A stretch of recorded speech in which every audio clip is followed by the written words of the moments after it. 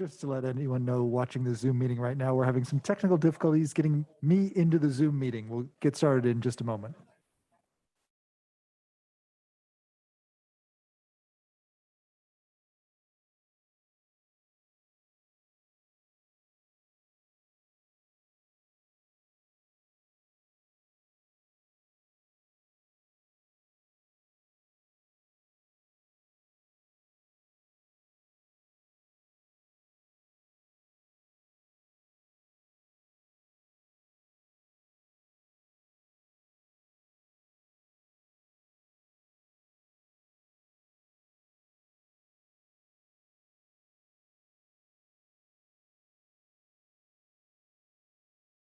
I'll now call this meeting of South Ruby School District number 206 school board meeting to order. This is a board workshop, and I'll turn it over to Marnie right off the bat for our late acknowledgement.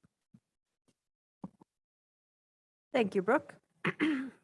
South Whidbey School District acknowledges that we gather on the ancestral homelands, originally known as Chukotchi, in the Schutzseed of the coastal Salish peoples, on the lands of the Lower Skagit, Tulalip, Stillaguamish, and Suquamish, who have lived in the Salish Sea Basin since time immemorial, who have hunted, fished, and gathered here, and who have taken care of these lands. We respect their sovereignty, their right to self-determination, and we honor their sacred connection with the land and water. Please join us in expressing our deepest respect for the Indigenous people of this territory and our gratitude for their enduring care and protection of this land, which we currently occupy and share through the Treaty of Point Elliott, signed by 82 tribes in Mukilteo on January 22nd, 1855. Thank you. Thank you very much. I will also note that the school board has just returned from executive session, which was announced immediately before. The room was empty when it was announced because no one was here yet, but it was announced. It was to review the performance of a employee and also to discuss possible pending litigation. So we are now back from that. We will be doing, this is a board workshop, so we encourage discussion from the community. If I can't get the technical difficulties on my computer worked out, someone else will have to carry in any comment from those watching in Zoom, but we can make that work as needed.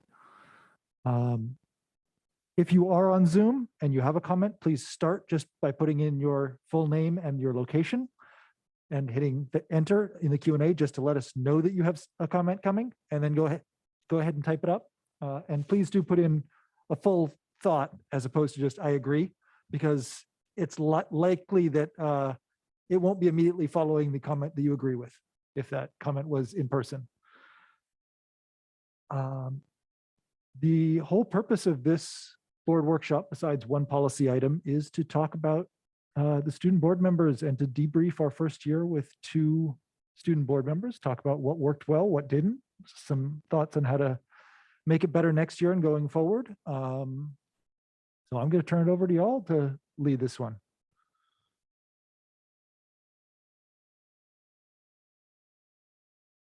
Would you like us to discuss anything in particular to begin with, or sort of voice overall our broad thoughts onto how the year's been for us? Well, let's go with the agenda as presented, just to keep it clear. So let's talk about the title first. All right. So we've been talking about, traditionally, we've used the title student representative when describing the student member of the school board, and that's been the case since the position was created. But we've been talking about using just the term student board member, which would be sort of more in line with the national standard, and would be moving away from what has been traditionally the case in Washington State, which is the term student representative is used. The reason for that would be educational equity, right?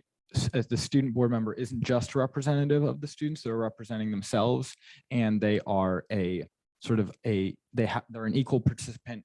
They're an equal participant in discussion at the board level. So because of that, the term representative, sort of what I took away from that was when you use that term, it's implying that you are only speaking on behalf of students when a community board member would not be only speaking on behalf of the community, right? That was my thought when thinking about how we should use that term when thinking about reviewing the term student representative. But I know there were some other thoughts. I apologize for the mic. My colleagues at the NSBMA, they're trying to work on standardizing the language throughout the country and using similar terms, the same term, which is the student board member. That's the recommended term to use across the country. So because of that, we recommended the board adopt the term student board member. I would also like to add, I think a name carries a lot. I actually admire being a student representative and feel like I'm representing the students in my district, but at the same time, being classified as a board member makes me feel like I'm on like an even playing field at meetings, and it's more of a collaborative rather than just me coming here to present a report and kind of representing ideas, but rather having a collaboration and being seen as a member of the board.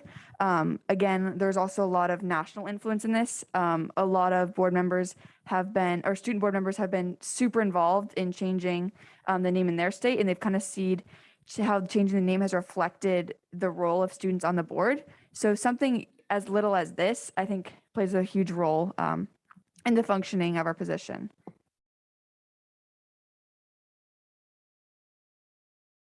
Well, thank you. I think it's a great thing to discuss. I'd like to open it up to anyone who wants to comment and discuss. I did want to note that the community elected board members, the voting board members, do represent their community. That's who we represent. And the student board member, whether we call them a representative or a board member, does represent the students. In fact, that says it says that in the our policy.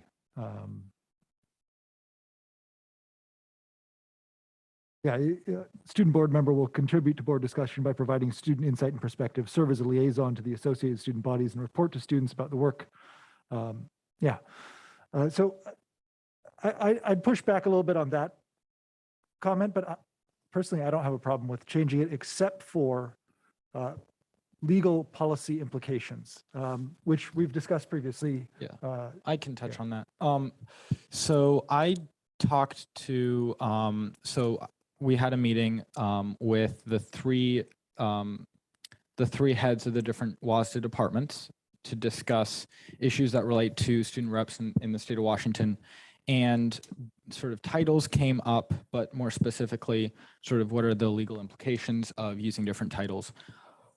The impression I got from policy and legal, which is one of the three WASDA departments, and the conversations I have had over email and private with them, is that there is very little to no actual state or WASDA guidelines for what kind of terms are used, and that this is very much a district thing. So if a district makes a decision to change the name, there really aren't any implications to that. That's the impression I got. However, it could be, I've been trying to do my research, but it could be that there are some implications I haven't seen.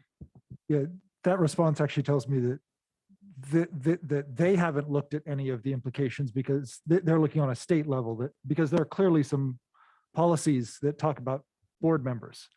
So if student board member isn't a defined term anywhere, then, and you're being defined as a member of the board, there are a number of things that would come up, including the district providing insurance and a number of other items at that point that apply to the elected, the voting board members, that if we're incautious in how we define student board members or student representatives, could also be seen as applying to students. It might be seen that way. I don't think we have to, for example, provide insurance or anything like that. I don't think that would be an implication. May I just offer a perspective on this around language clarity? If we have a policy that states board members shall be accountable for X, Y, or Z, and a student board member is defined as a board member, we're just bringing in a lack of clarity by suggesting that a person who's not legally able to be accountable for something is defined within the body of people who are accountable for something. So one potential workaround would be to revisit every policy in which the term board member occurs and add the word voting prior to that phrase when it is referring to adult board members.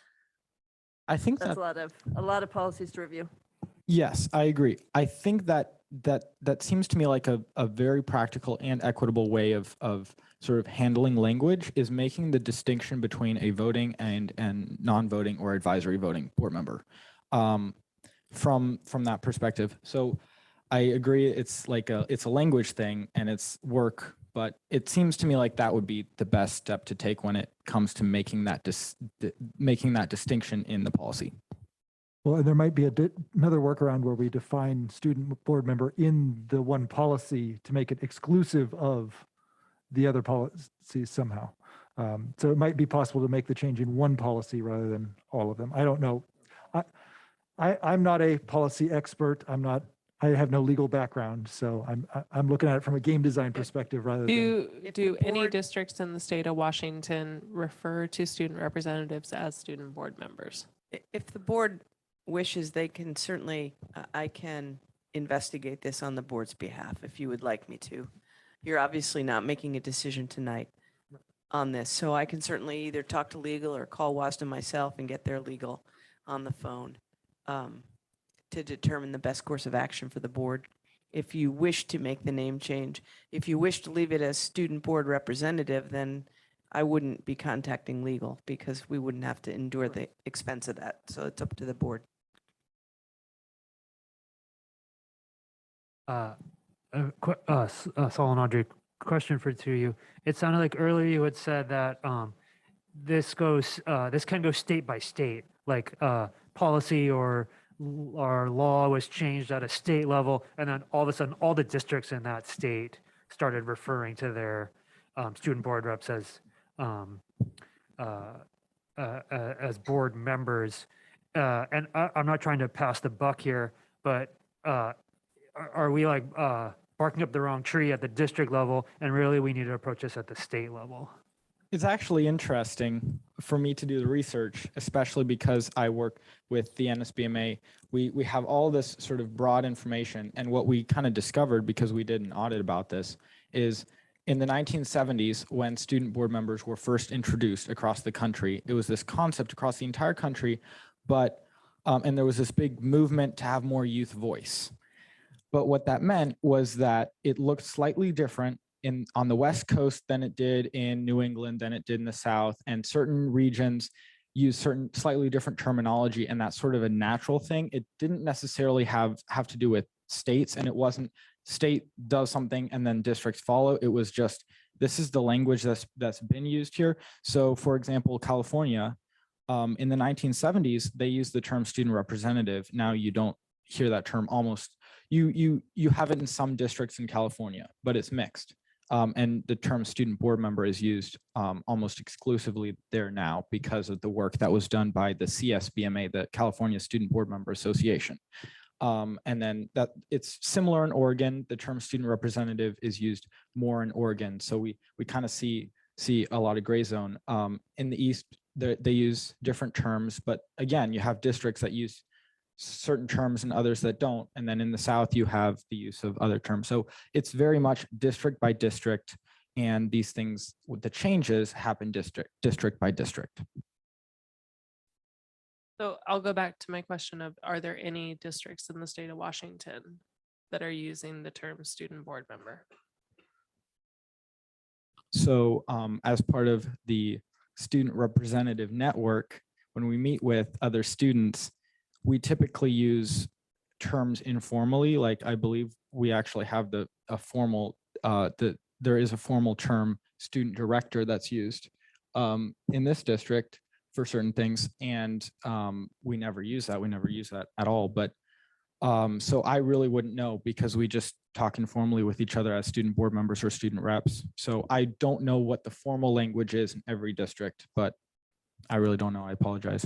No, that's okay. So the reason I'm asking is because I think it would give us insight into what does their policy language look like and how have they shown the differentiation between the roles.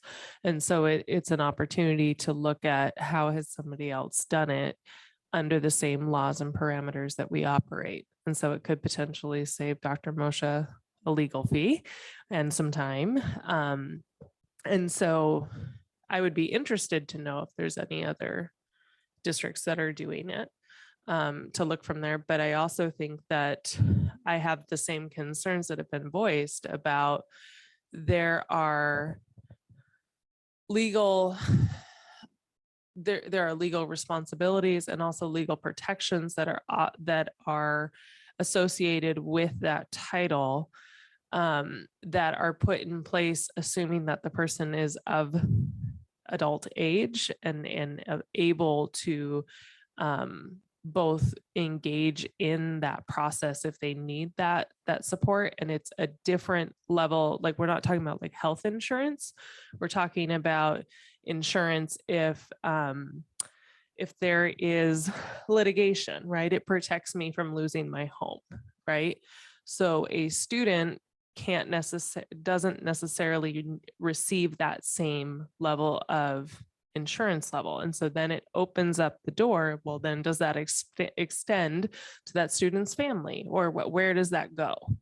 And so that's why the conversation is so important about what are the legal ramifications in all of our policies with a name change. And it reminds me of when we talk about, changing school bell schedules, right? Everyone thinks, well, you just flip the school bell schedules and then everything just works and you just start 10 minutes later. And the reality is that doesn't work, because the buses are now 20 minutes late, and, it doesn't work for sports, and it doesn't work for food service, and teachers don't get enough plan, and you're not meeting the contract obligations. There's a ripple effect to those kinds of decisions. It's not as cut and dry as just change the name. So I think, to engage in that conversation more, I would love to see some examples that pertain to Washington State and the way that Washington State runs, so that we can be really conscious of what are the ripple effects of making that decision. I will, I'll do some research on that. I'll contact some of my colleagues. I'll contact the student rep network, and then I'll contact Logan, and then I'll talk to my student rep friends from across the state. Yeah, I was going to suggest Logan for that. Yeah. Thank you for that. I think, stepping away a little bit from the, I agree with everything that's been said here around making sure that our T's are crossed and our I's are dotted. And we're keeping as much protection around you, who, many of our student board members will still be minors during their tenure here. And that's important too. That's just because there are protections around students and around youth that are important to keep in place for safety purposes for everyone. I would be interested to know, and I know you've spoken to it a couple of times, and Audrey, I think you said it nicely now, when you said that, there is something to be said about a title, about a name. But one of the things I know about teaching student leaders for a very long time is that sometimes it can be hard to entice student leaders to a role such as this, because it feels daunting, it feels big, it feels powerful and important. And I think for some folks, that's a pull. Like, I would like to make a difference, and this is a way that I can do that. I think for other students, it can feel really, really daunting. And so I would be interested to know a little bit more, again, using some of the information from your peers around if people have changed the model from student rep to student board member, how does that change the scope of work in their minds? Like, how does that change the way they feel about the work they're doing and the impact that they're making? And how does that title make that change?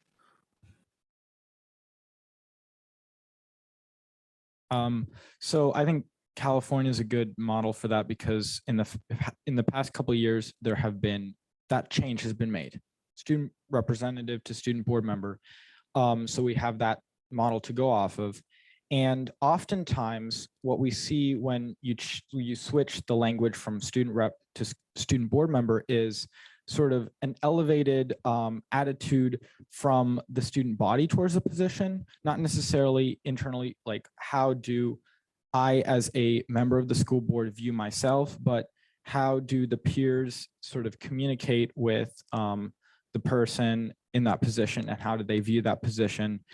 So it's actually kind of ironic because student representative infers that, oh, this is, if I'm a student, I want to go find out what's going on in the school board, I talk to my representative, right? But in fact, if it's a student board member, it seems like the school board is accessible because they have student board members on the board. They're students on the board and they're members. So it's like that bridge is almost clarified and made clear by the term student board member. And I mean, this is anecdotal because I've talked to these people because, but that's the impression I've got, is that it sort of closes a bridge and clarifies the position.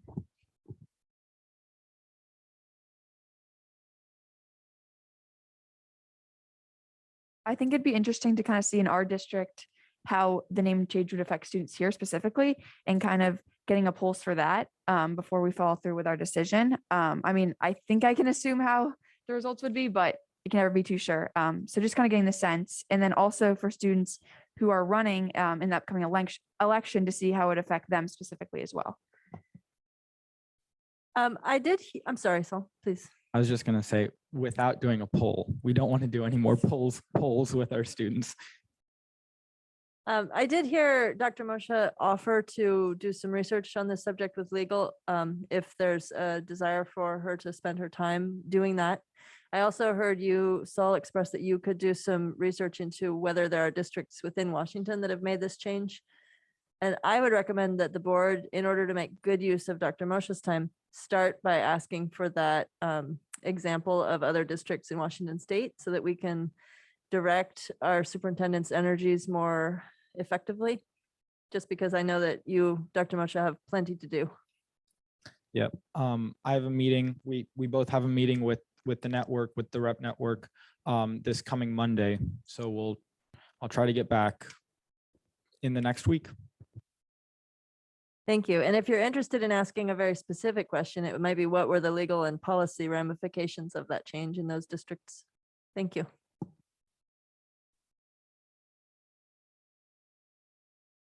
I don't see anything from the couple of folks we have online, so I'm going to assume that they have no comments. Rufus. Let's get your mic real quick.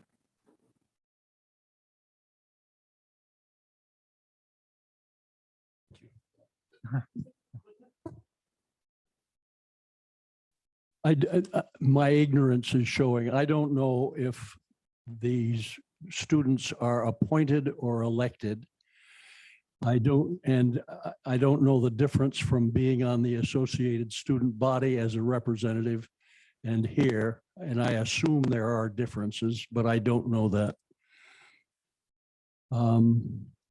I can answer that first. I don't know how the students are currently positioned on the school board. Are they elected? Are they appointed? Is it a principal choice kind of thing? I'll run through my list. I can understand the value of a national standard. Certainly a state standard would go before a national standard.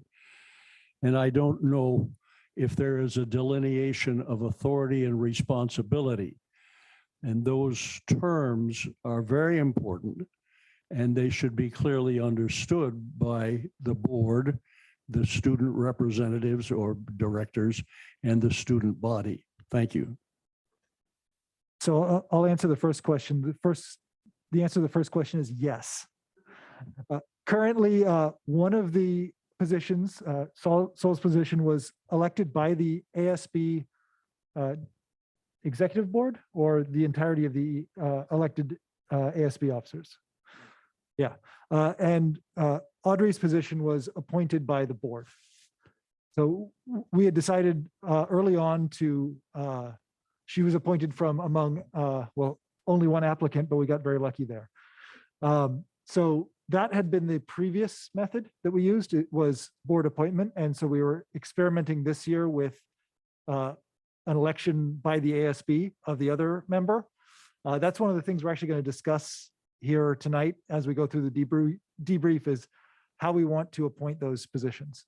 But again, I would offer as a point of clarity, election is the board members who are the voting members are elected through the election process as a representative of their community, through Island County.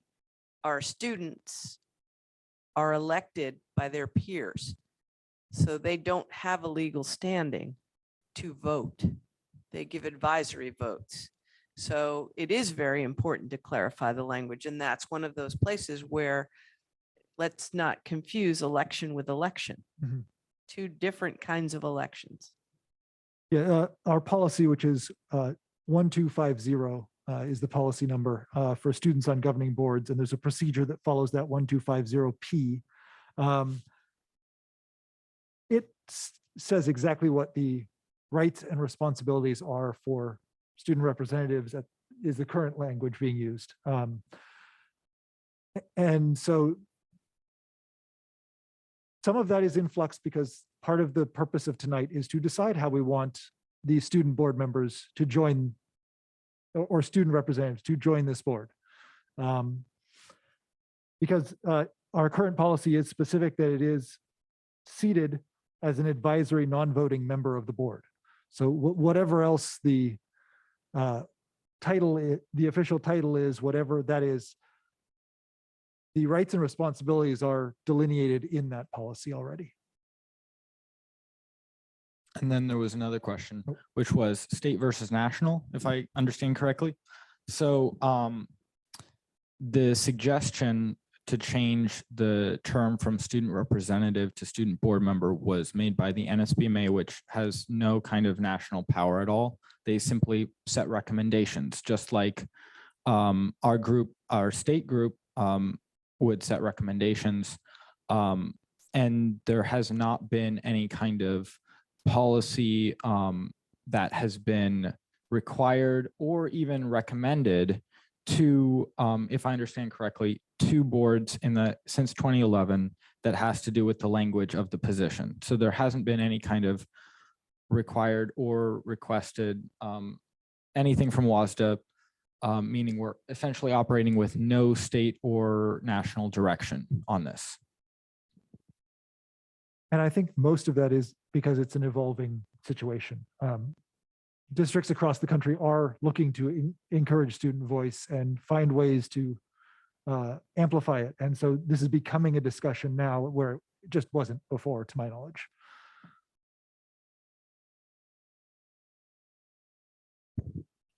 Raises a couple of more questions. Put my glasses on.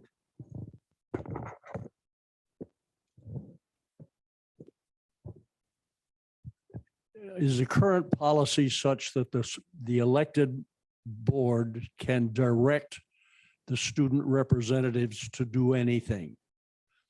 And is there any policy that controls the removal of a student representative from this group? There is some language about what the role of the student member on the board.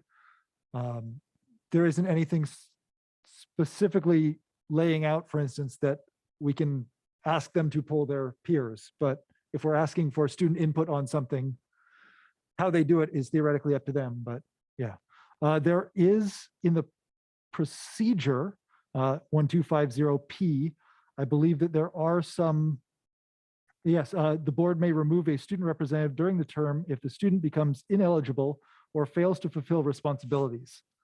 In the event a vacancy arises prior to the expiration of a term, an alternate may be appointed to fill the vacancy. Does that answer your question?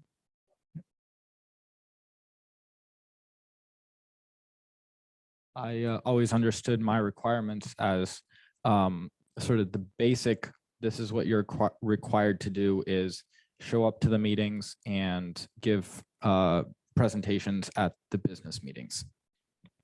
The procedure lays out a few other things. It's must be attending a South Woodley School District school. It must be entering at least the freshman year. I think that's actually. Have to follow all the rules and regulations pertaining to board members. In good academic standing, maintaining good academic standing throughout the term of appointment, attend all workshops and board meetings as required, obey all the rules and regulations pertaining to board members, act as liaison and report to students in all schools through ASB. So there are some specific items there, but yeah.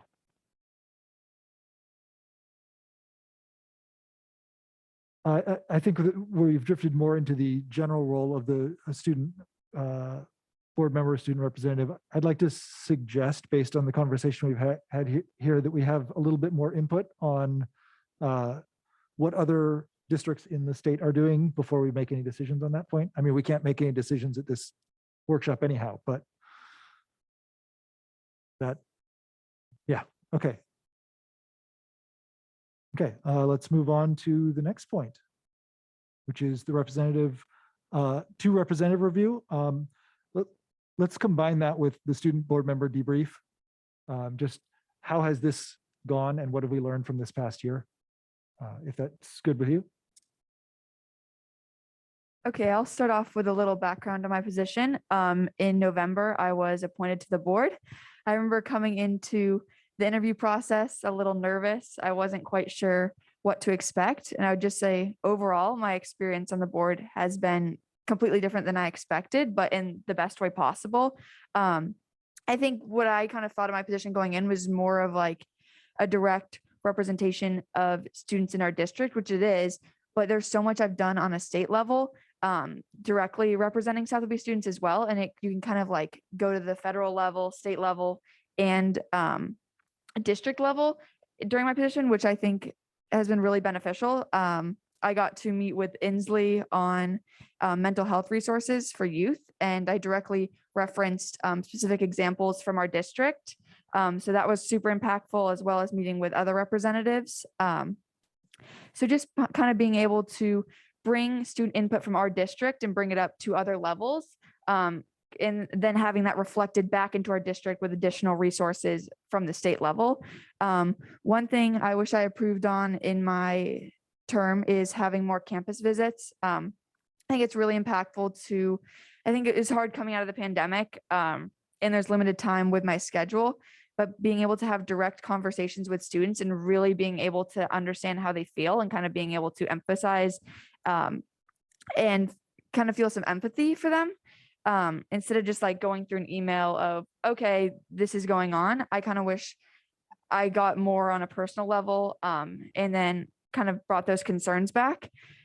But overall, I thought it was really great in San Diego, being able to connect on a national level with other student board members and kind of being able to contrast our positions as well as the issues in our district, and being able to take really big topics over the past year, such as social emotional learning, kind of like breaking down students' input on that and how it directly impacts us, as well as what is equity, and bringing in the student perspective on equity has been something I've been focusing on. Yeah, I would just say overall, so far this year has been really great, and there's a lot of areas I'm hoping to improve on next year. So I'll start the same way you did. In September, I found out through ASB that the existing student board member, student representative, Jordan Wu, was stepping down, and the ASB would be voting for a replacement to fill that position. And at the time, I saw an opportunity. I don't think it was exactly the opportunity it became. I think I've done a lot more with that opportunity than I initially saw at the time, but I took the opportunity, and so I was voted in by the student body. And since then, I think I've realized that being a student board member or a student representative is really probably one of the most impactful things I think one can do as a student. And all of my regrets in this position have been not being able to leverage that impact enough, not being able to have enough of an impact. And looking back on the 8 months, 7 months I've been doing this as a student board member, I can see in each individual action I took, each individual thing I said, I could have done more. Now I know more, right? But overall, my greatest takeaway is that it was an opportunity for service. It was an opportunity to give back to the school that I've been part of, give back to the school district that I've been part of since kindergarten, and give back to the community. And I have been able to leverage that to make a difference, whether or not the difference was big enough, whether or not the difference was exactly what I intended it to be. But I'm very, very glad, and I think I'm very glad I was able to use the opportunity presented to me. I think I have similar takeaways to Audrey on the details. We were really able to sort of reach beyond our district, not just show up to the board meetings, not just sort of follow the steps I think people who have previously filled the position have done, but expand the position to impact things at a state level. I testified on a bill that was in front of our state Senate, impact things on a national level, talk to national organizations. And because of that, I feel the position really, it has to be given the opportunity to have as much of an impact as the person filling it is willing to have. It has to be able to sort of fit the mold that a student board member is willing to fit and be what the board wants it to be, not just be the cookie cutter that was left by the last person who filled that, right? So I chose partly involuntarily because I didn't really know my predecessor, but partly as a choice not to follow sort of the direction, the tone that was left by the person who filled the job before me, but instead sort of see what I could do as a student board member on the board, see what I could make a difference in, look around and take those opportunities. And I think my greatest takeaway is that it was an opportunity and I was able to take it.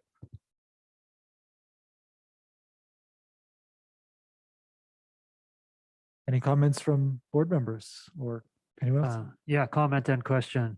First of all, it's been amazing working with the two of you. I think it's all you'll leave big shoes to fill for your predecessor. And Audrey, looking forward to working with you again next year. I'm curious what your advice would be or will be to each of your predecessors or to any student interested in taking on this duty. I think personally for me is to make connections and work on communication, because it's more than just connecting with students. It's connecting with administrators. It's connecting with staff. It's connecting with other student board members in our region, in our state, and kind of just working on communication and finding how to relay information back and forth. Email sending specifically, I think, is a huge skill to have on the board, and being able to kind of like organize material. Another area is finding ways to gain input. This is an area I want to improve on next year.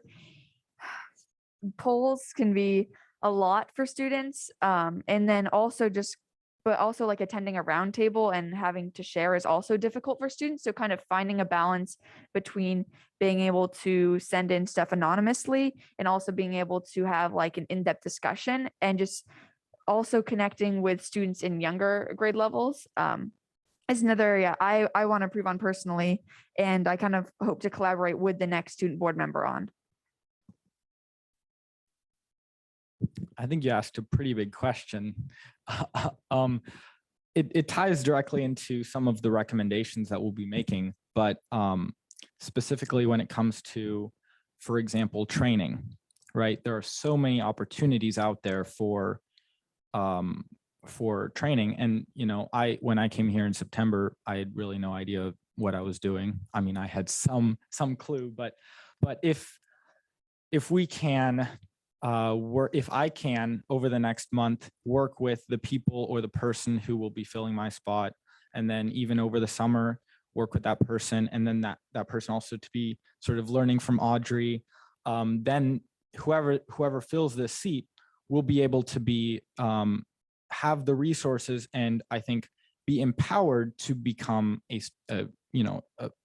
full functioning student representative and operate at whatever capacity they can. But it's really important that they have the resources and the training coming from me, from Audrey, and then from the rest of the board, and then have sort of know how to communicate, know the skills, know this is what a policy is. So like those kinds of things. It's really important I would say that's the most important step for me for the next month when it comes to what should I work on with my successor.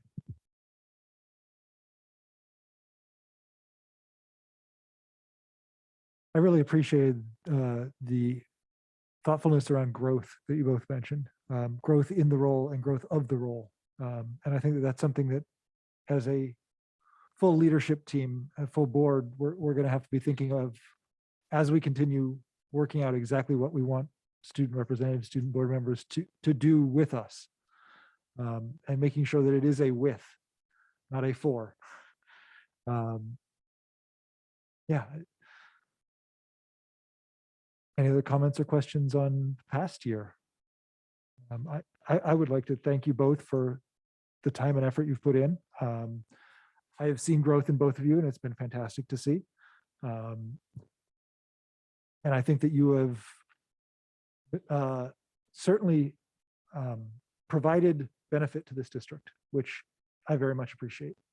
And beyond the district, as both of you have mentioned, which is fantastic given that one of our goals as a board is to reach out beyond this district to connect to other districts and other organizations.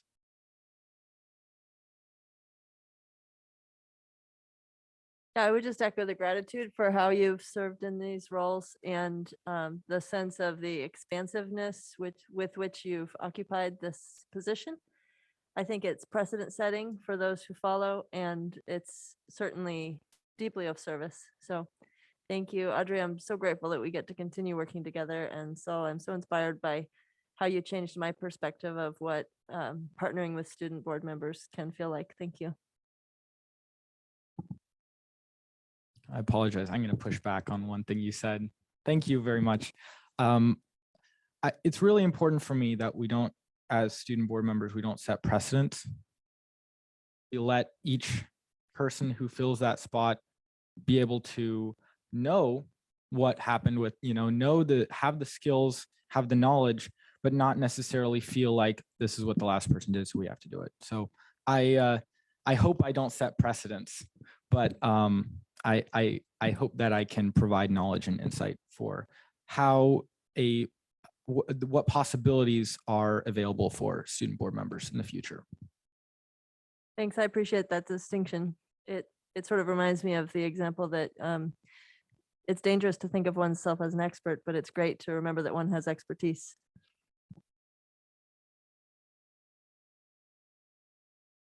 I'd also note one of the skills that y'all have been working on and getting better at each time is recognizing that this is a government body and that there is bureaucracy involved, however annoying it may be. And that sometimes to change the system, you have to work within the system. And so I think that having you both at WASDA, where you could learn something of that bureaucracy, was very helpful for how you were able to work within it or in it. Yeah. So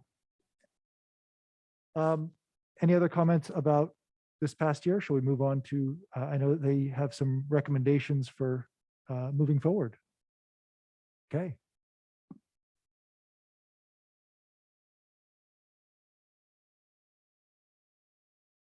All right.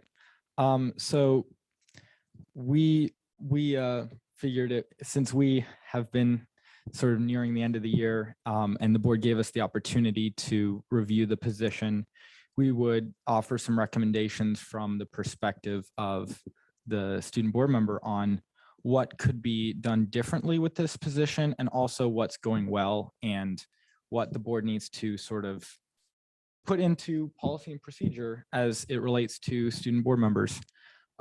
Should I just go through our recommendations by section, and then we can talk about, so we can explain what our recommendations are and then we can discuss them. I'd suggest one section at a time, but yeah. So Yeah, if we could pass this along to share, so that those watching at home or on the video later can also see that, and those here in the room.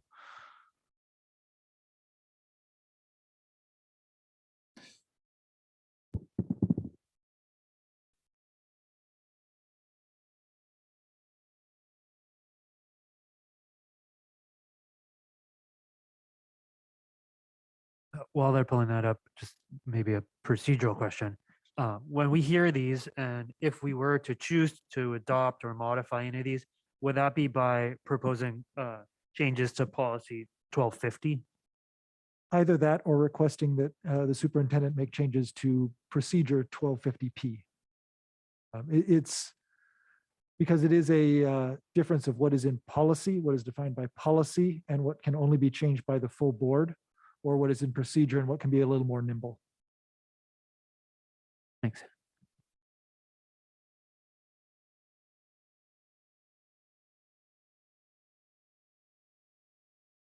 And I want to be clear, these are just what we're recommending. This is something that we need to discuss. These are just bullet points for, this is our idea of what we want it to look like.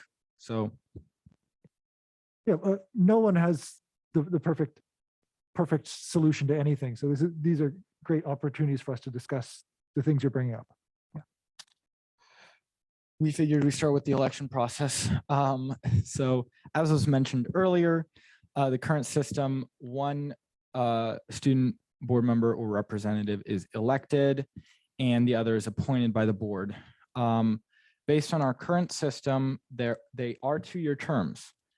However, we sort of had a discussion and the system where it is a 2-year term. However, if the person filling that term is a junior when they begin to sort of sit in that position, it would make sense for them to only be there for 1 year and have that opportunity open for them. So juniors could have the opportunity to be on the board, and then there would just be simply another election in a year. And then another important decision that we thought would be the right decision to make is going from the one elected, one appointed to both elected positions. So do we want to sort of discuss that or move on to sort of the details of our recommendations? I definitely think that that's something we should be discussing. Yeah. So the recommendation then being that both positions be direct elected by the student body as opposed to the ASB group within the student body. Yes. Can you provide some thought process behind that reasoning? Just Sure. There's actually quite a few reasons for this. This is something I've been working on for a long time, is sort of figuring out what the best systems are. And, you know, we don't have to conduct a scientific experiment if it's been done in other districts. So one thing I looked at is some of the most successful student board members across the country. What do they do and how does their system work and what do they have to say and contribute? And I haven't heard of anyone from the NSBMA. Nobody has told me that the appointment position makes sense. They all tell me the same thing, which is that there is incredible value in involving students in the process directly and have that be equitable and fair so that every single student, and they say grades either 8 through 12 or 6 through 12, every student has the ability to have a say in who is the student on the board, who is representing them, and who is communicating their thoughts and feelings at a district level. And that by involving those students through voting, you are creating students who know about district governance, who are aware of the positions, who are aware of what the board does, and who are sort of generally more conscious about government and schools and administration. And that has a big impact on the student body when you see sort of campaigns being run, when you see people coming up with positions, coming up with views and everything, and platforms, crafting that into platforms. So that gives incredible value both to the position as a representative position and to the student body as an involved student body. So, oh, go ahead, Joe. Ask a question about ASB, and I don't know if you have the answer to this. John may have the answer to this, or Kayla. Aren't all students in the high school able to vote for ASB representatives? So they're able to vote for their ASB representatives, and of that election, those ASB representatives then become those from whom an ASB representative is selected, correct? So the students already get an opportunity to vote, and then ASB votes on who they want to represent the student body. So that was the thinking behind the ASB vote. And then the other, just for clarity, the other was to give the board the opportunity to have students who may not be popular because they're not voted for, have an opportunity to still serve. And that was really, at the time, I mean, this board may change its mind, but that's why it was done that way, is to give students who may get the popular vote and students who may otherwise not, but still have the opportunity to serve. So And I want to add that's to why that. it was alternated like that. So you get Yeah. each. And Joe, I want to add on to that, that came from the equity work. And that was the rationale behind having two positions created and crafted that way, was intentionally planned to dismantle barriers so that students who are not as present or not as charismatic or not as extroverted, or who don't have as large of a friend group, would have an opportunity to come to the table, where it might be a staff member pulling them aside and saying, have you considered, and them going through an application process with support from the board in interviewing and going through that process without having to take a social risk like an election. And that's why there are two, because this board has always had one, but they chose to have two and have it be a 2-year term that would roll over each other, so that the incumbent school board representative, student representative, would train the new representative. So again, I don't want to lose the history of why it is the way it is, because it had some very significant rationale behind it. Yeah, the intention to get wide student voice as well as deep. We've got very, very deep student voice with the two of you, but you also share a number of interests.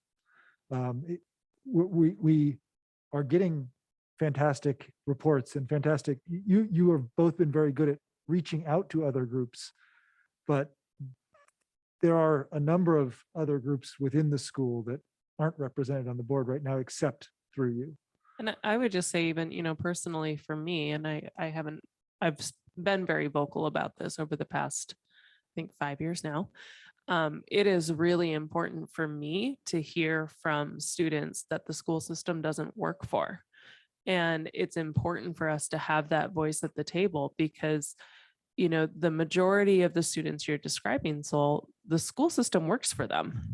They're invigorated by the idea of these classes. They want to strive, they want to achieve, they're socially accepted in these settings. It works for them, but that's not what, they're not the person who needs to change the most. The person who needs to change the most is the person where school doesn't work for them. And how do we get their voice to the table if them running for office is the only way to the table?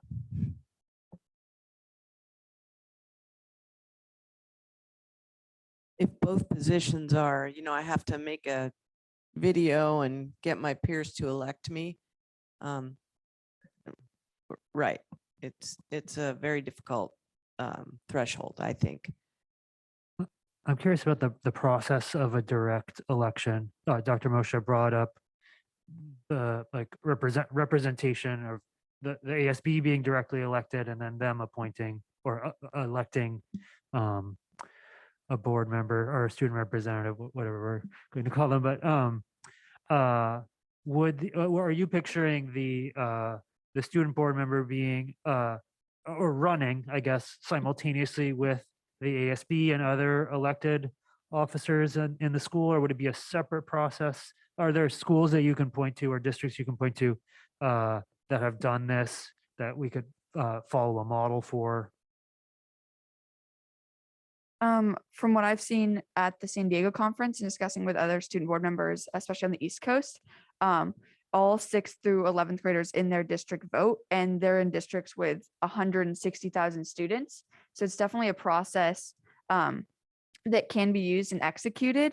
I think one thing about ASB elections in particular and having just ASB members vote on the student board member position is I think the role of ASB and the role of student board member position are completely different. And I think having just ASB vote kind of like limits the amount of voice and leaves out a lot of underrepresented voices in the election, which is why I think it should be opened up to 7th and 11th graders and also including middle schoolers as part of it. Kind of shows that it's not a representation of just high school students or kind of branching out of high school ASB, but rather a representative of students in our district. And I'd also like to go back a little bit about the application process. I completed the application process as I was appointed. And I think there's also to say that there's equity barriers within that as well. Writing an essay, right, and coming to a board meeting and having an hour-long interview is also very intimidating. And I think it definitely, I can't say one process is more intimidating than the other. But I definitely think that there are ways where an election process with 7th through 8th graders wouldn't just be a popularity contest, especially including middle schoolers who don't know all the high schoolers, and kind of being able to connect with students and having a reputation amongst your peers, I think is a really big part of this role, and having they have confidence in you to represent them.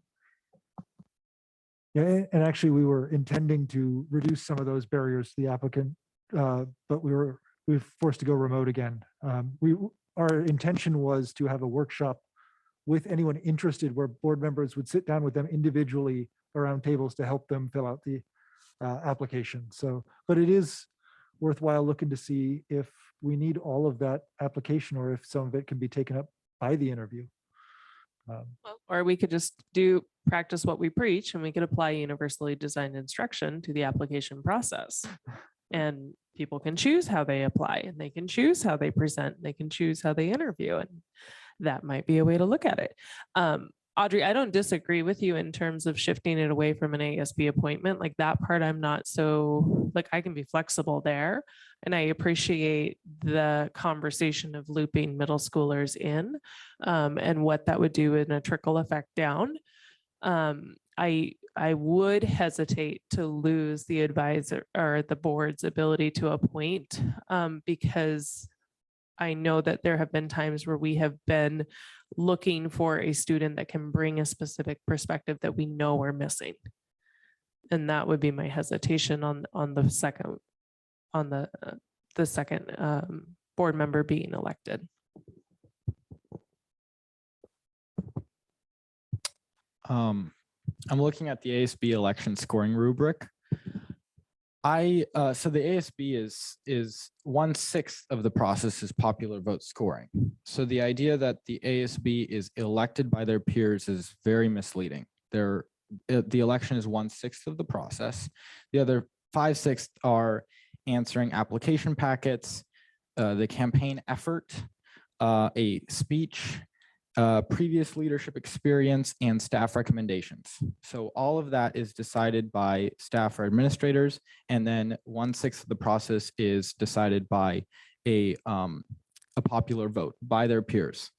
And then those people, the ASB members who get appointed essentially by the staff, and then a small portion of their peers, their input, that is put into an ASB, and then when they vote to elect their representative on the board, which is me, to say that that is our way of getting student voice and input in the system, really, I think that's quite misleading.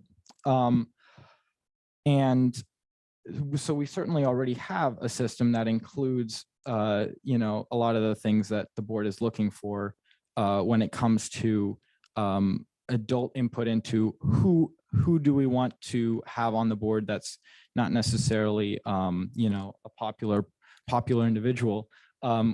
So I really, I can't emphasize enough that students really don't, they have the right to elect their representative on the board, and that it is more effective for them to be able to exercise that right directly rather than through a complicated and unfair process.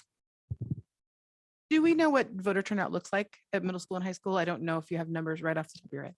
I'll speak to both. First off, the rubric for that is done through WASBO in the lens of equity, of the idea that if this was 100% popular vote, you might have a skewed view of ASB or whatnot. So that's through WASBO that tries to look at an equitable lens of ASB represents the school. So that's why the teacher and the staff input's relevant. And there's, you know, alternatives to the speech now, which is mostly video. So that's been reconstructed by WASBO through that lens of equity. And I think they're looking at it again to continue to break down some of those platforms. Depending on the day and advisory, middle school, we get about 60%, high school, probably around the same. If you ran it alongside as this, along with your ASB, you'd probably see about the same. If it was on its own, it'd probably be a little less.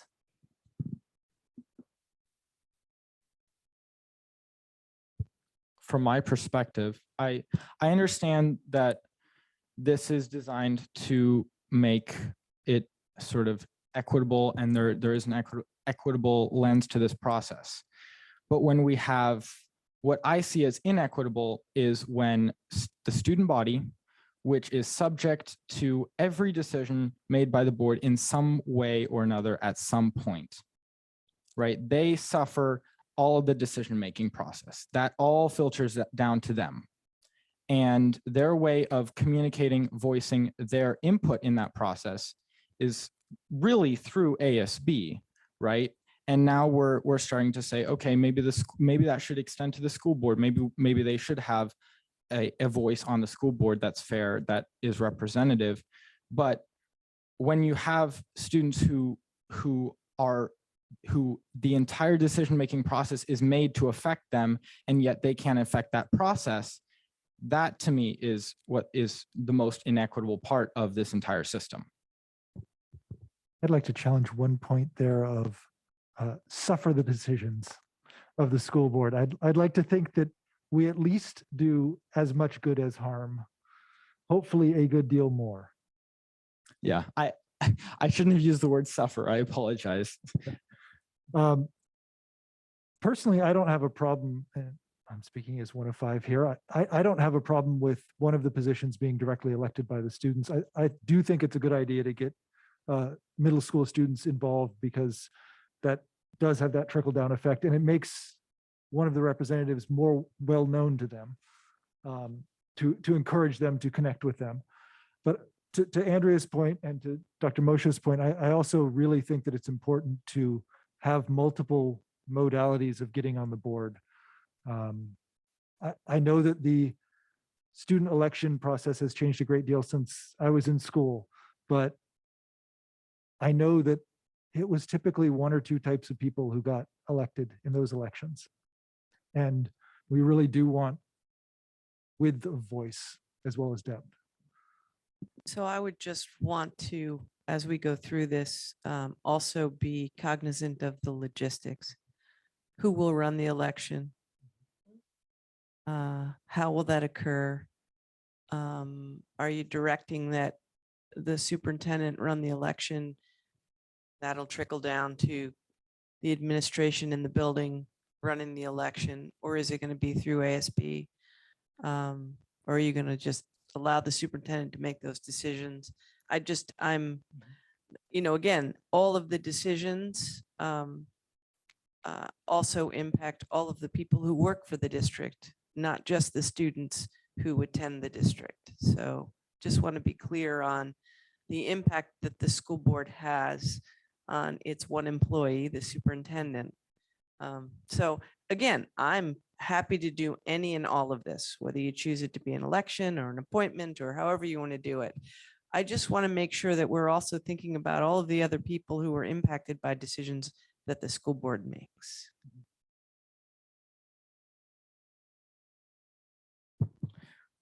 Well, the general recommendation is to have both positions be directly elected by grades 7 through 11. That's the recommendation that I'm making, and I think that's the recommendation Audrey's making.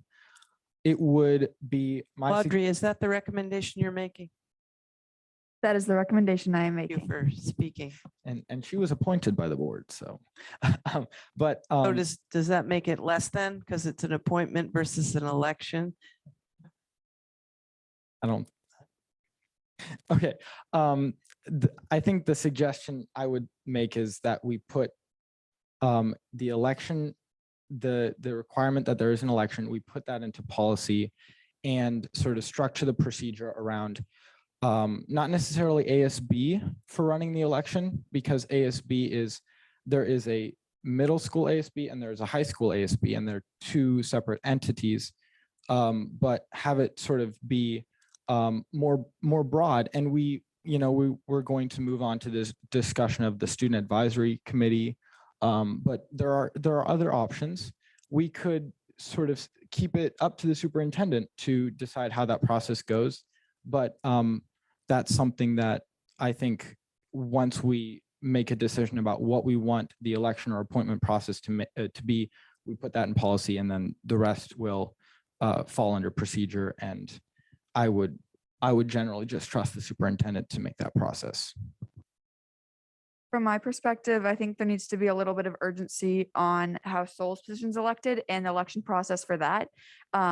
And I think the board can agree that one position should be elected by the students at least. So being able to figure out how we'll do that election process. And then for my position where I was appointed, from what I've heard, there's a lot of board members still in support of an appointment process. So maybe being able to find balance between including the board's input and including students' input in my position, but right now just solely focusing on Sol's, as we're trying to get the election completed by the end of the school year. So they have the summer to kind of prepare and go through the onboarding process.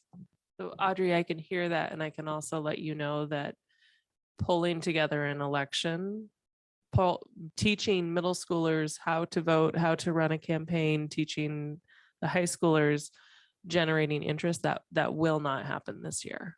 So if we're looking at that process, we would be looking at a long-term piece, because the other part you have to remember is we're coming close to about a month left of school.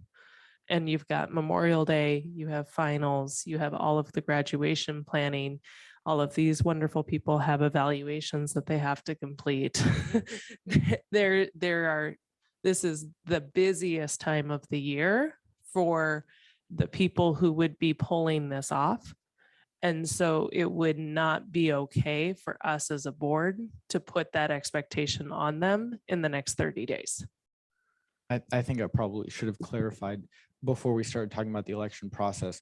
Specifically, the election for my appointment, that process has already begun. There are interested students, applications are available. It's simply a matter of how is the sort of the applications state in them. The next steps will be decided by the board at a May 11th wait meeting. a second. That's kind of out of order. This board already made a decision that it has an ASB appointment and it has an appointment by the board. So you didn't have authority to run an election any other way. By your The- constitutional bylaws, you would now need to elect one through your ASB reps, which what you could historically do, and this could be interesting. You have, Audrey, do you have 6 now for ASB for next year? On the exec board? Yeah, we do.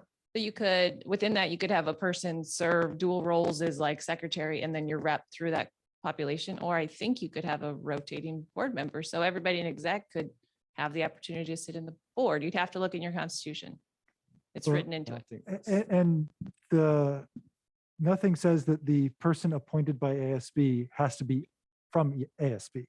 So it was my understanding that the efforts put in by the student board members were to find interested people in getting that appointment. Yeah, I didn't really finish my sentence there. So there are interested students, applications are available. There is no process. There is simply a vacancy. There will be a vacancy once I'm not on the board, and we need to have interested students. We need to establish a process, which is part of this meeting, but it's not clear what the next steps are, which is why there is. So there is a process. yes. It's our And- school board policy. There is currently a process which is ASB chooses. Yes. Yeah, ASB and- selects the board member. Sorry, the current process that's underway is following that process. It's just unclear whether or not there'll be changes to that process and whether or not we will be able to implement those changes to change what's currently So- happening. So as one vote on this board, I would vote no to changing this process this year. And the reason being that the school board supports the entirety of the district, and that includes all of the employees who would be responsible for pulling off what you're asking them to do during the busiest time of the year, during their hardest professional year that they have had. And I would not vote to put that on them. So if I'm happy to look at these recommendations, I'm happy to engage in the conversation, but I need to be very, very clear that I will engage in this conversation about a 2023 change for 2024 changes. That this would not happen during the school year for me. It's not fair to the people in the room. The process that was used to elect me by the ASB was like quite simple. It was, we were notified at a meeting that there was this position and we had time to prepare speeches, and we gave those speeches, and next thing we know, that, I mean, it was a quite a simple process. So I really understand, and I do understand this is a very busy time of year, because it's a busy time of year for me too, as a graduating student. But, and going ahead with the current plan, it would not be that difficult.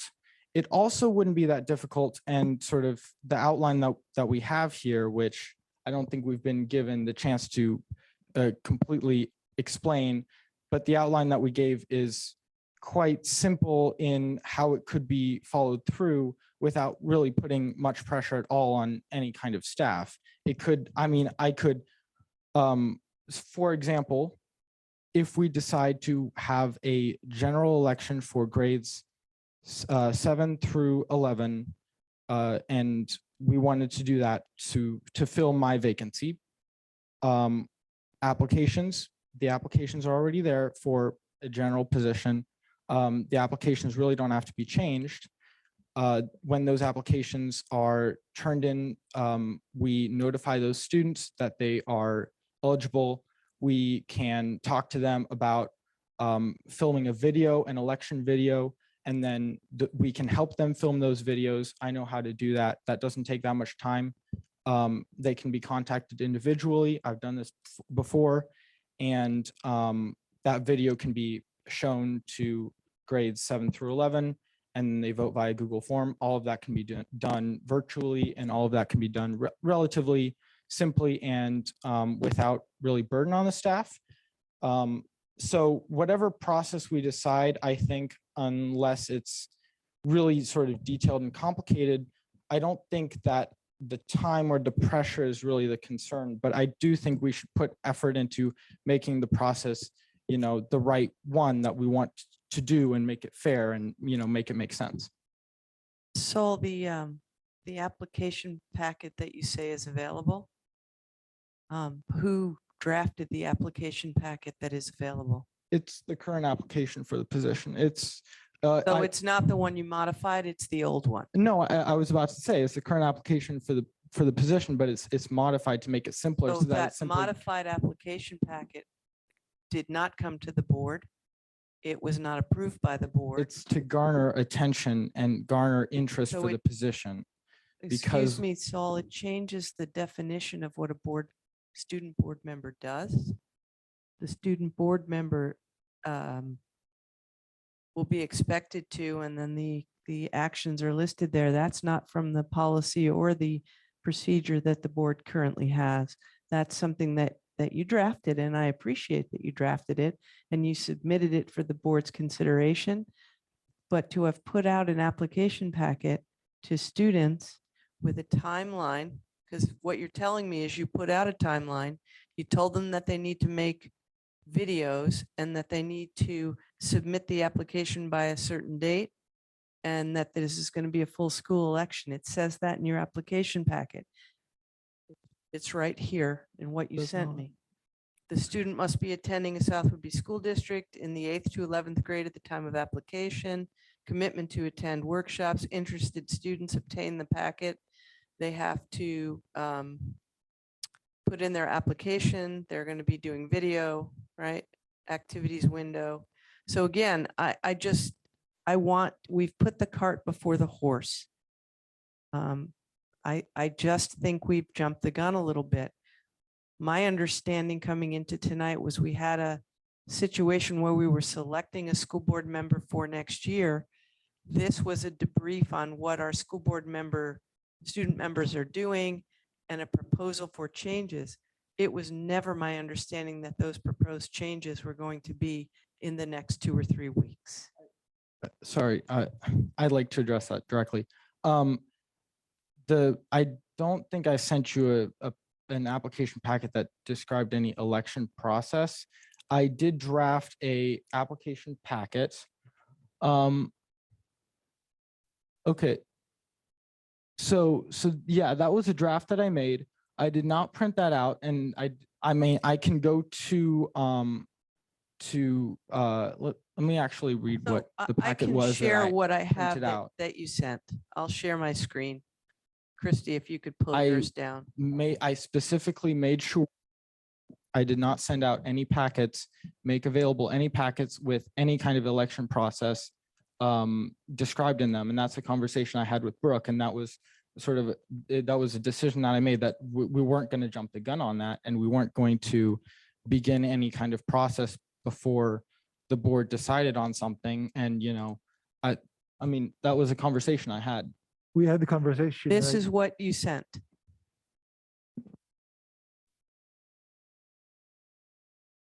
That was a draft I had. Oh, Is that what went out to students?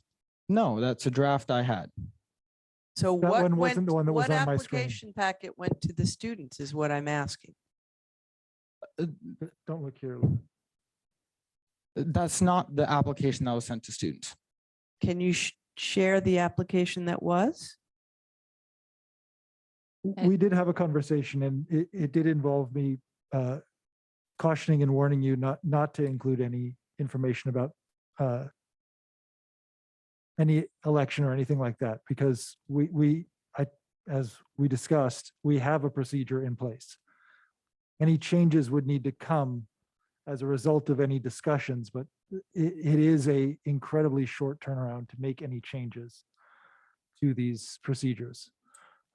These packets can still be useful if they help the ASB make a decision. Assuming that we decide not to make any changes to the procedure for this year, which I hear you very much, Andrea, about the concerns on that. Absolutely hear that. And concerns like that were exactly why I wanted to make sure we weren't putting any information about any further information about elections or anything like that out to students. Yeah, this doesn't have any mention of elections. I can actually read the selection process, the sort of the timeline that I had here. It was the one that was shared up there. Okay. It doesn't say anything about elections. It simply sort of details a sort of a timeline that I had envisioned for, and it was a matter of filling in the blanks and sort of. And I hear you. It was a timeline you had envisioned for an application packet. Yeah, but we need to find out what that process looks like so that we can fill the vacancy once I'm gone. So it was a matter of, we only have a certain amount of time. We had an opportunity to begin that process, and I made the decision that this is, I understand that it's not under sort of, it's not my responsibility to do this, but I made that decision based on the time that we have and the realization that if we want to fill this position, we have to sort of act before the end of the year. I didn't have the luxury of, you know, waiting until the board meeting where we signed off on all the decisions, which would be right before I graduate. Okay, Can I so interrupt? Oh, I'm sorry. I truly appreciate that you want to leave a legacy, and you will be leaving a legacy. You've done a lot of work this year. You've done a lot of work throughout your school career. I've known you since you were small. Change takes time. It takes diligence. It takes that silly bureaucracy that we all, you know, kind of fight against, but as part of the process. You know, one of the things I know that you hold dear, just from knowing you a little bit, is the idea of process and of everybody being able to be involved in that in a grassroots, you know, boots on the ground sort of way. So this is what we're experiencing tonight, is that sometimes we have the best of intentions. Sometimes we have this concept that, you know, I see a better way. I see this tunnel toward better and different and more. And that's an absolute wonderful thing to have as a vision. But when it comes to mission and execution, we all have to be able to work together. And so I mirror what Andrea has to say about process and timing and making sure the most vulnerable students in our schools have just as much of a voice or just as much an opportunity to come to the table and have something to say as someone who, like you, who is fully equipped to be part of the political system. And so doing a quick change, even if it feels like a good fix, isn't always the best plan for long-term growth. So those are my thinkings around both my admiration for the work you're doing and this vision that you see, and also being able to, you know, as another person who likes to see a vision and wants to see it executed, having to remember that there's a process and there's a whole cohort of people behind you and with you and alongside you to help you continue making these changes. And so if some of the changes that are recommended tonight come into fruition in 2023, 2024, 2032, you've been on the ground floor of that work. And thank you for that. And I appreciate that. But change cannot happen overnight and still represent the most vulnerable people in our population. Yeah, in this case, my vision was limited to how can we fill this position before the end of the year and not have to sort of wait until next fall when we would have an entire summer of a vacant position on the school board. How can we make that happen? And so I made the decision. I know I think I've said this before, but to take initiative and create this application, modify the existing application. Oh, my computer just died.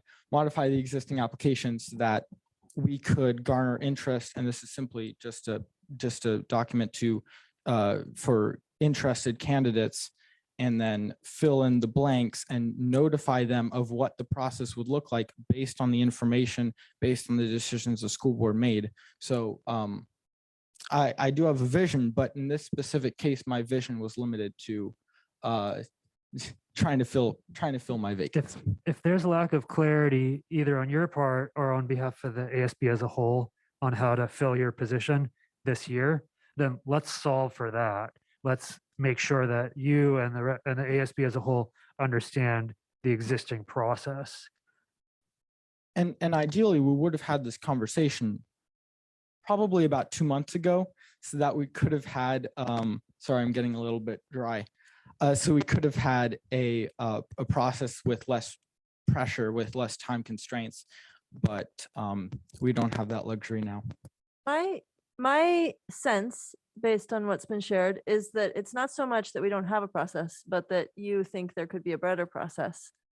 I think we have a policy and a procedure that are outlined, and had we been acting with the existing application packet as the board has previously approved, and the existing policy and procedure for appointing a new board member, we would have the ability to move forward at the right pace in this season.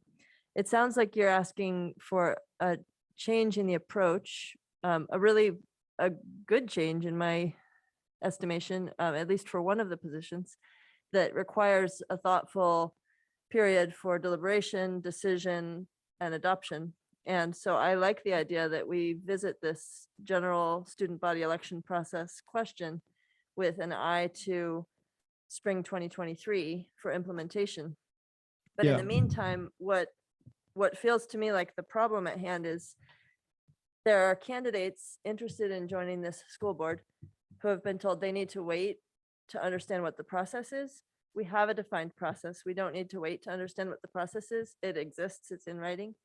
We need to implement that process in this season to fill this vacancy and plan ahead so that we can have this bigger, more thoughtful discussion to plan for how this unrolls in 12 months for next year. The existing ASB process is very vague. There is no application for that.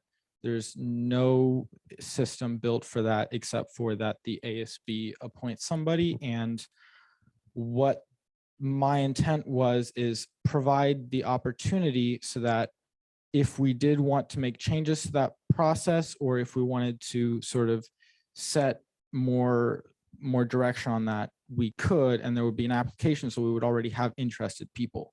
I definitely think, I agree, like we have to figure out what that process looks like, and in the future do it sooner and revisit it in the spring. As a note, we do not have procedure or policy on written on how to bring either of those positions. The procedure was that the ASB would appoint and we would leave it to them Right. to do that. And I would suggest that we allow that process to be completed as it had been last year. I also want to clarify that in the past, we do not have student board members come to board meetings in July and August. They typically are September to June. So you don't have an urgency to fill this summer. It's typically filled in September. That's when they come to their first meeting. Now, if you want to change that, or if the individual is interested, that's fine. But typically we have found that students are not available in July and August because they are on summer vacation. And again, I think it's a great learning experience for student board members to go to the November conference. That's when they learn the most about what board service is. So I would ask that the board let this discussion be done for this evening, that we allow the ASB through its ASB leadership, namely Justin Silva, take the role that he has and find an ASB candidate if they do an application process or whatever they do. This is really something that the board needs to make a decision about going forward and not for right this minute. And I would appreciate it if we could let that take place. I do want to note that the procedure listed on our board docs does not note anything about ASB appointments. It is what we agreed on as a board, but it's not there.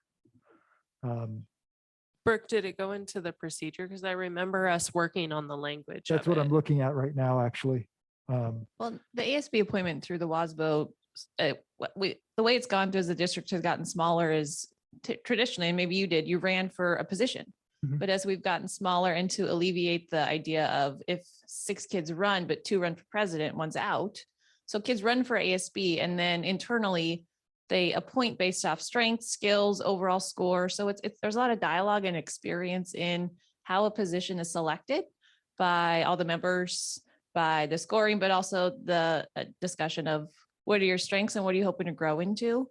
So the appointment for all of the ASB positions is done after the scores are calculated essentially. So technically all of the ASB positions are appointed internally. And what led me to believe that is act as liaison and report to students in all schools through ASB.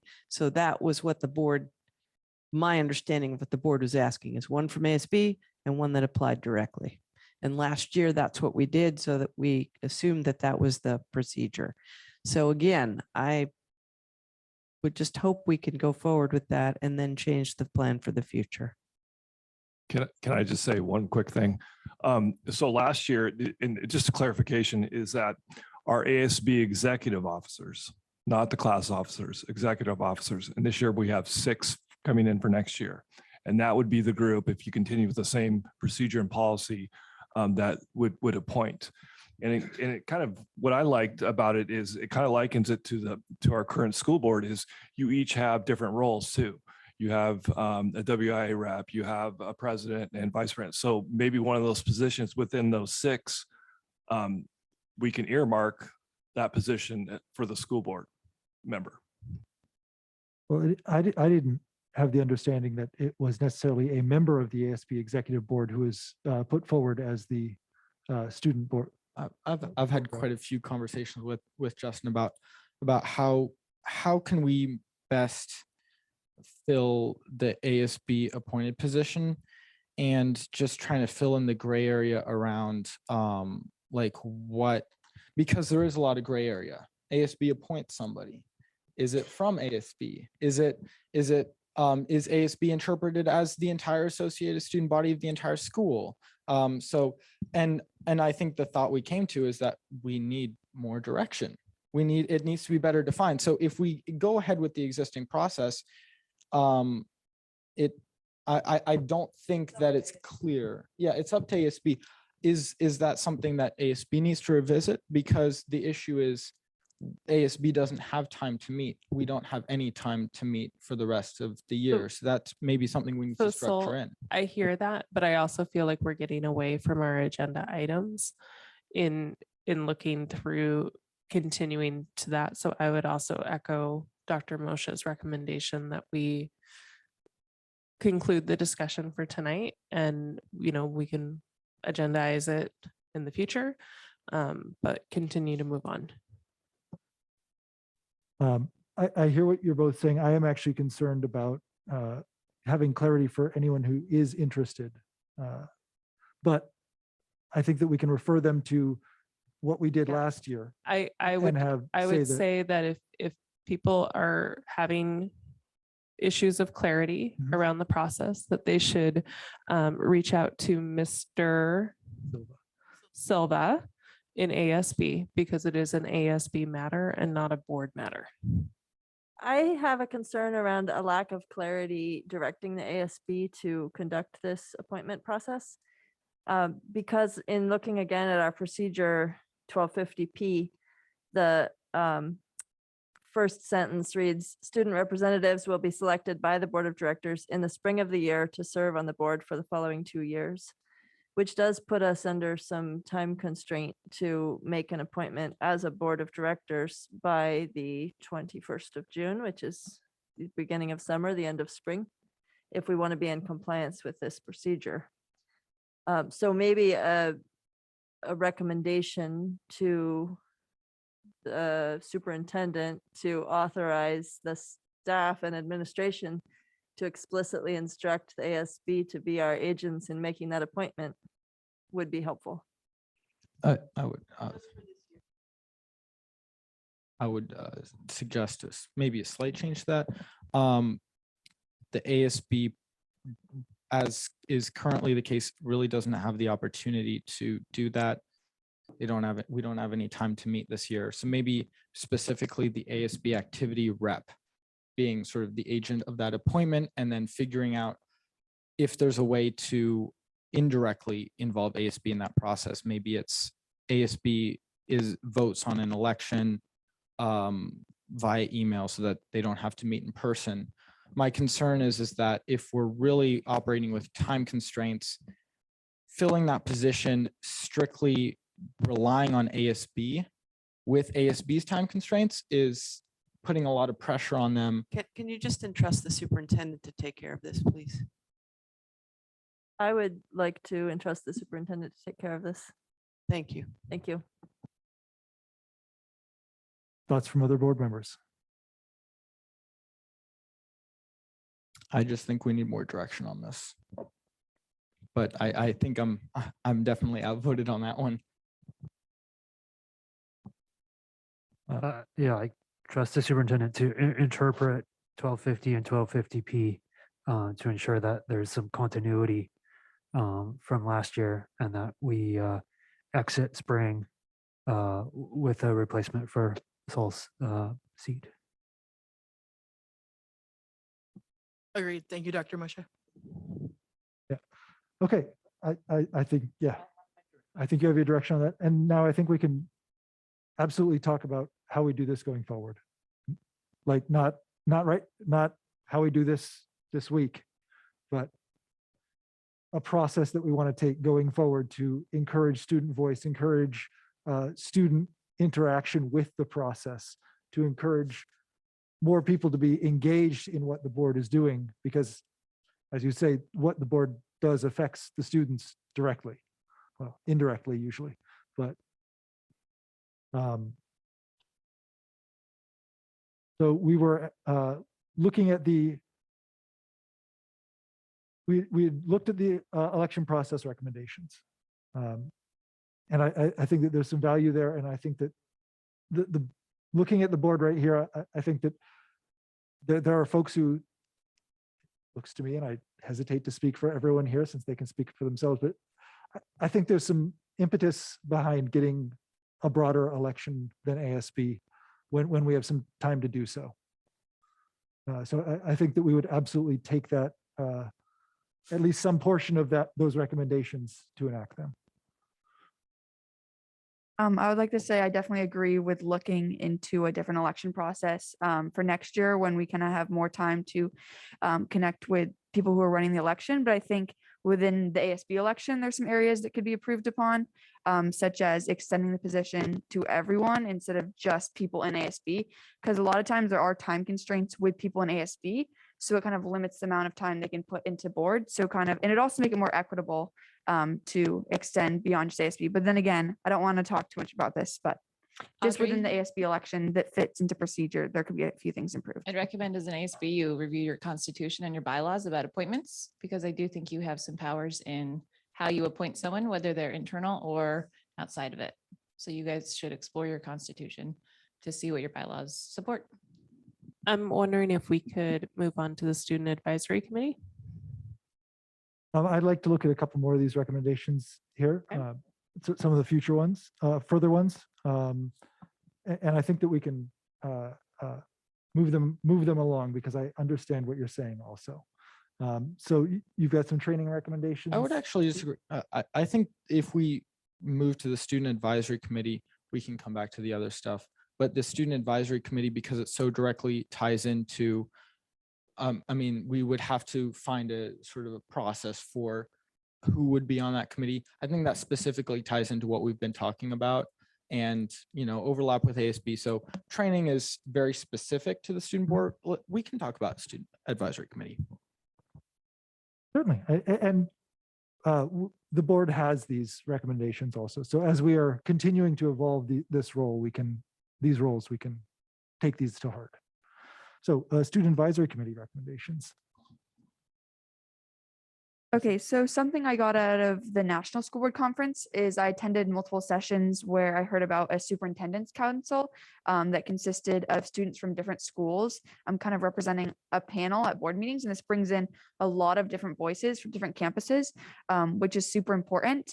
And I think, and it also would be appointed by the principal, each student from each school. So then again, possibly reaching voices that aren't heard as much. And it also helps for student board members specifically because it kind of brings in these voices and kind of collects ideas and allows collaboration before board meetings. And then again, making sure that we're not just representatives of the high school, but representatives of every single campus and every single voice within our district. And it also allows us to be more productive in our roles if we can gain more input through a specific position. Is this based off of what Superintendent Whitney has in her school district? I believe so. Was she from Arizona? I think. No, she's Pasco. I think you were talking with her at WASDA about student advisory councils, correct? I certainly spoke to a couple of their student representatives about that there. Would this group meet with, I wasn't clear, is it a superintendent's advisory group so that the student reps to the board and the superintendent meet with this team? Is that what you're thinking? If it's based off of Superintendent That's- Whitney's, that's Yeah, what it that's looks what the like. model was that I knew about. Is that what you're thinking, Audrey? I was thinking a student board member, but kind of it's modeled off the superintendents with like the selection process of students, but rather than relaying information to the superintendent, it'd be going to the student board member. Another option, and I think this is an interesting option, is having them essentially be the same committee. They could be two committees, but they could have the same membership. So because it's important, I think, for the superintendent to get information directly from students that are not just the two student board members and from different campuses. And it's also important for us to, it would be, I think, a good way of doing it would just be have two separate committees sort of in name, but in reality, they are students who advise the superintendent and the student board members.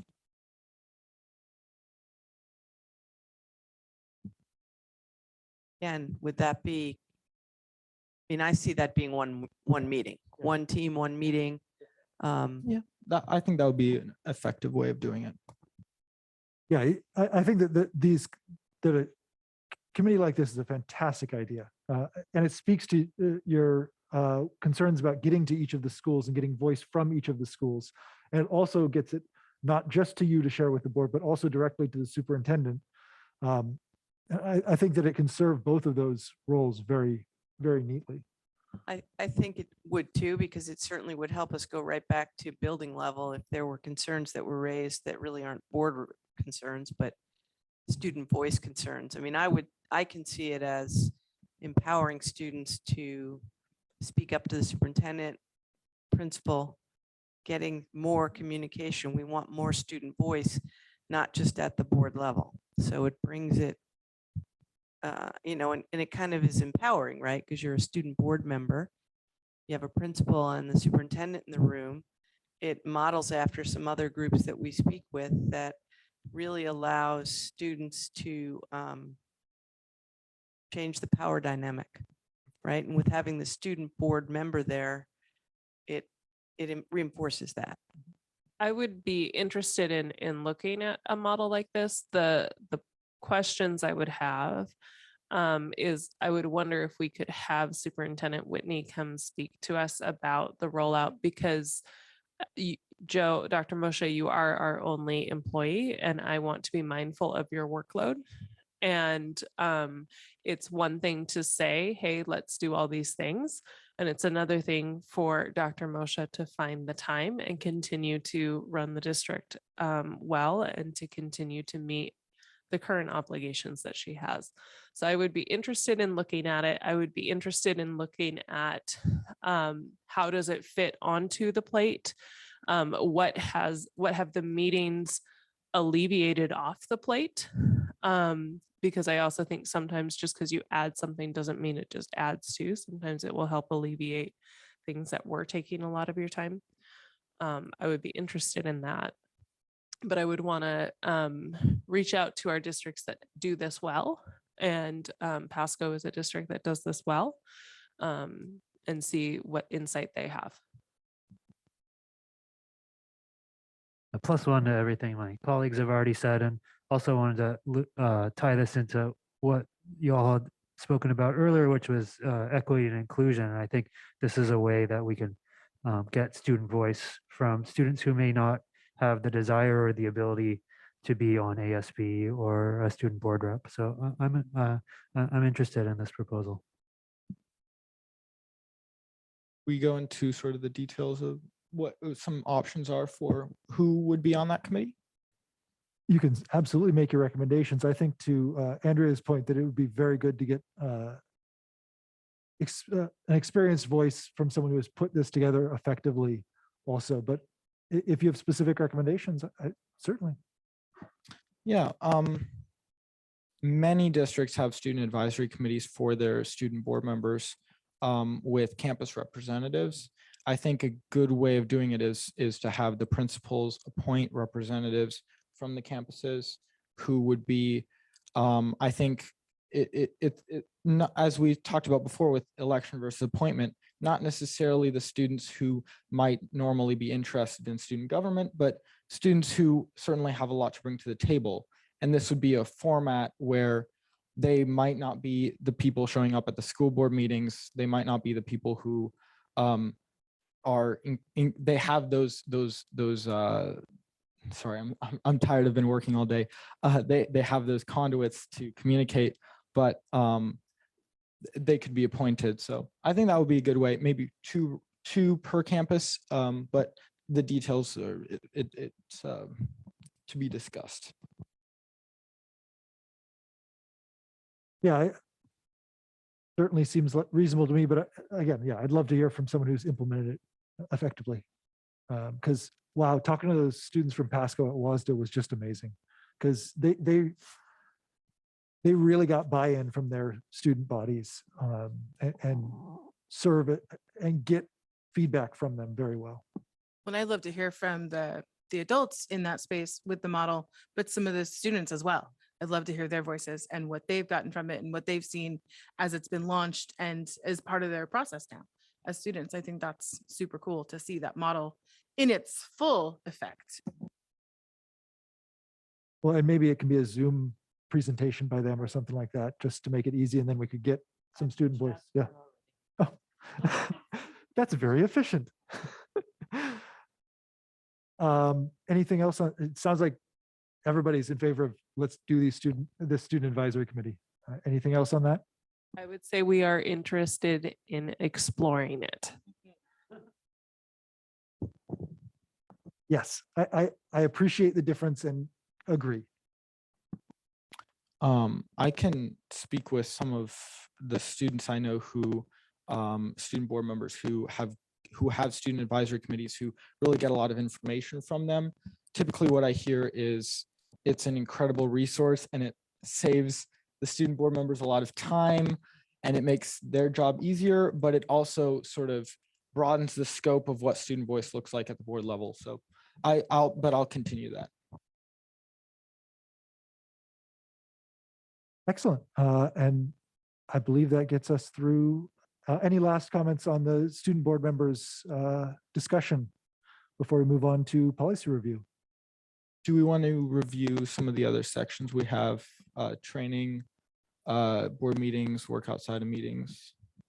We have some more recommendations we didn't go through. So this has been shared with the board. Okay. So we have your recommendations. If there's anything in particular you think we should highlight, let us know and we'll pay particular attention to those areas. We've got folks coming off days of work and school and AP tests and executive sessions and everything like that. And I want to respect the time of the administrators who are here as well. So yeah, if you just want to, if there's anything you want to particularly call out. I had an additional thought for the recommendations for work outside of meetings. That would be the most important thing. My notes died, but my thought was that if we wanted to sort of implement a sort of a path so that student board members could visit campuses and do board work without necessarily having to interfere with school time, there could be an opportunity where if because it's a matter of academic performance, it's a matter of class time. If the student board members' grades are above a certain level, they have the privilege of visiting campuses up to certain times a month and sort of building that in so that it has to do with grades. That might be something to consider, but again, this is all things to think about and to, I mean, yeah. I have some concerns about tying it directly into grades because there's equity issues there. But it may be something in particular. We've talked about the independent study being available for some student board members who are in a particular place in their academic career at Southwood be, where that might be available and might give them some time. And that was the other thing that I was going to say. Thank you. And that's something that is not a board decision. That is something that the student has to work out with their principal and teachers. So I think that's that, let's move on to, we've got one item on policy. All right, so we're looking at the changes to the comprehensive school counseling programs. This went through quite a bit of restructuring in the last legislative process.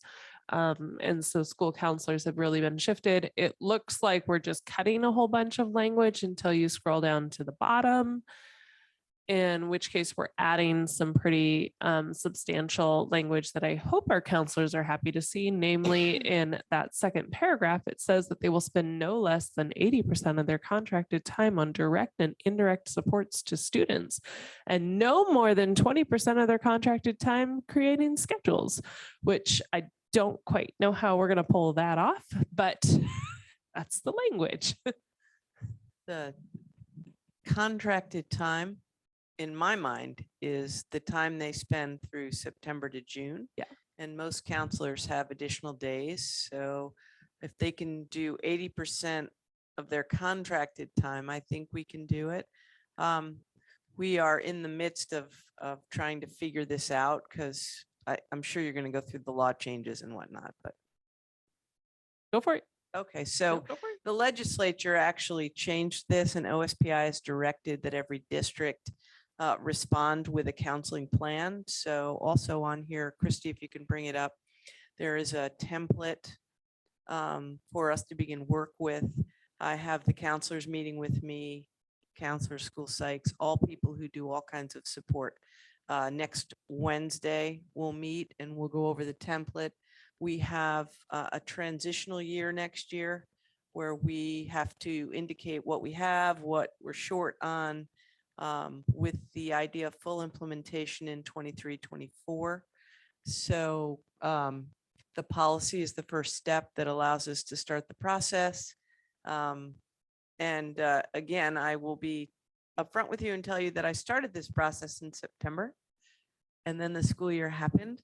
And so I'm getting back to it now with the idea that by September, we will have something ready to go after meeting with the team and talking about it. So, and I reached out to my colleagues in other districts and said, hey, I'm sure you guys already have done this. Can I see your plan? And not one of them had. Although their response to me was, and you'll appreciate this, is my people are working on it.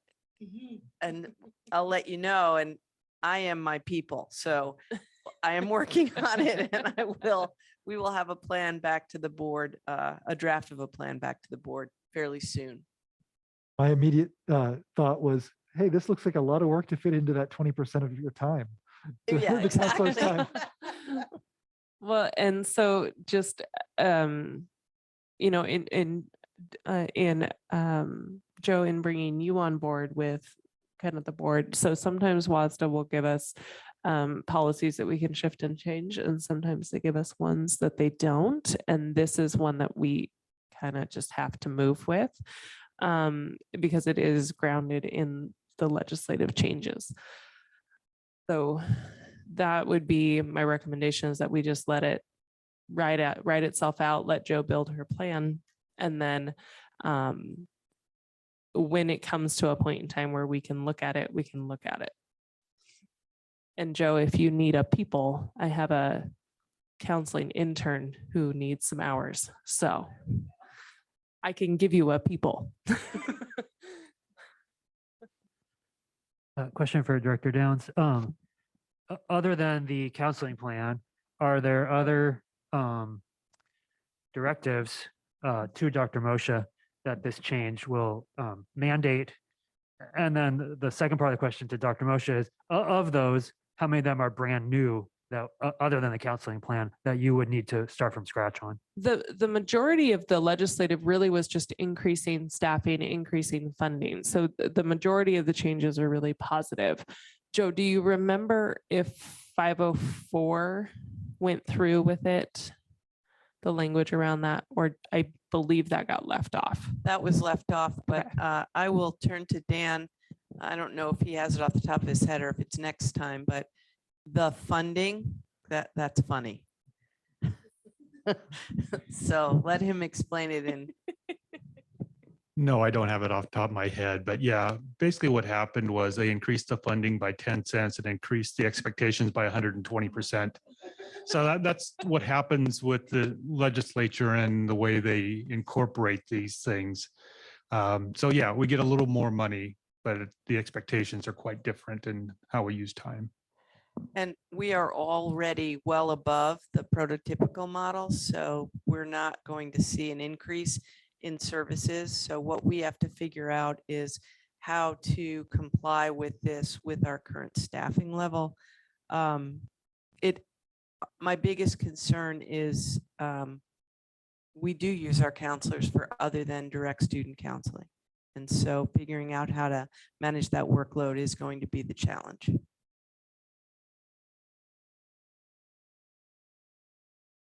At least that 10 cents, I know it's a metaphorical 10 cents, but at least that 10 cents can be put somewhere else in the budget now.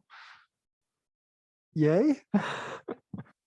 Or it just helps balance out what we actually pay for our counselors versus Exactly. what the state gives us. Exactly, yeah. Any other comments or questions on this one? I am concerned about the 80-20 and just making sure that our staff and administrators can make that work, but I trust y'all to be the experts that you are. Anything else on this? I'm just going to check the Zoom real quick. No Q&A there. So at that point, we're done with the agenda. I'm going to declare this meeting adjourned.